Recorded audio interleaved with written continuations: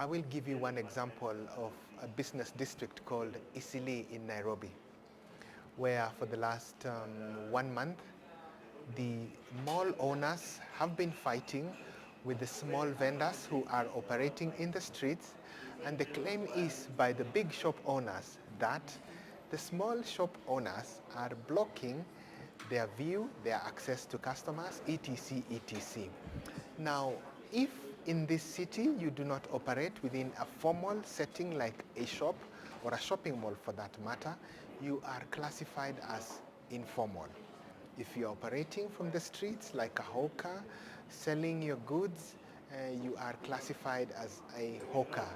So this is where now we have the definition of street vendors and the shopping malls or the formal shops. So according to planning practice, if you do not operate from a shop or a formally recognized premise, you are regarded as informal, hence, or a street trader.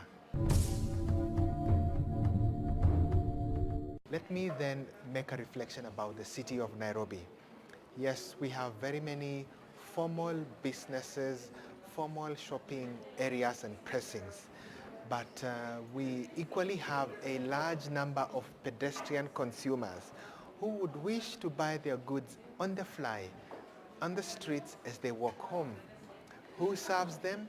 They are served by the street vendors and the hawkers, who possibly contribute to about 65 to 75% of the business outlets.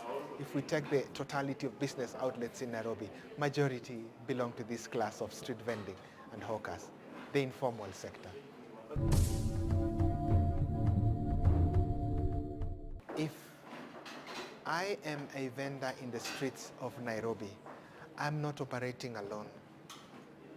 In the background, my wife, my children, my relatives, my friends are involved. If I run short of mangoes or oranges that I'm selling, I cannot close shop.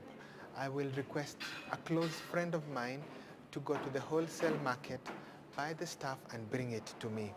If I'm not able to sell my wares today, my wife can easily replace me in the streets.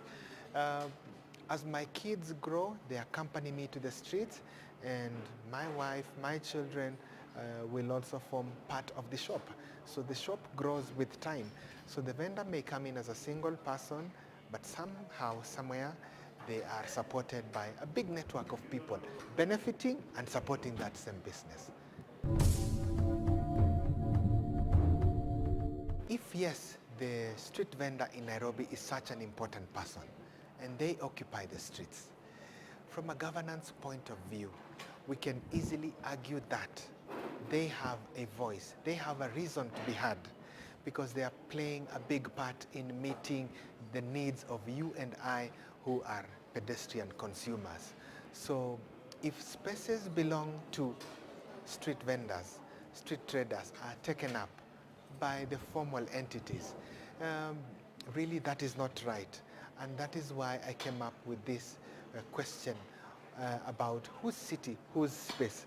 We know from a planning point of view that the city market that was destined for the traders in Eastleigh was meant for these street traders, but it was taken away by the formal traders. So they have a right to claim this space. It is their space.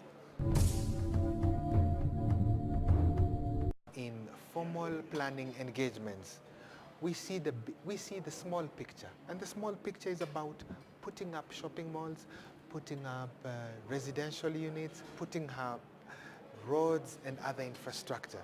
The big picture is about the street traders who play a big role in meeting the needs of the citizens of this city. So they should come first. If they play such an important part, definitely as a planner, I need to consider them first before I consider other things. But I think the city is more than just putting up beautiful houses and roads for that matter. We should provide facilities for other essential activities that define this city, that define our economy, and that contribute towards meeting national social goals in the city.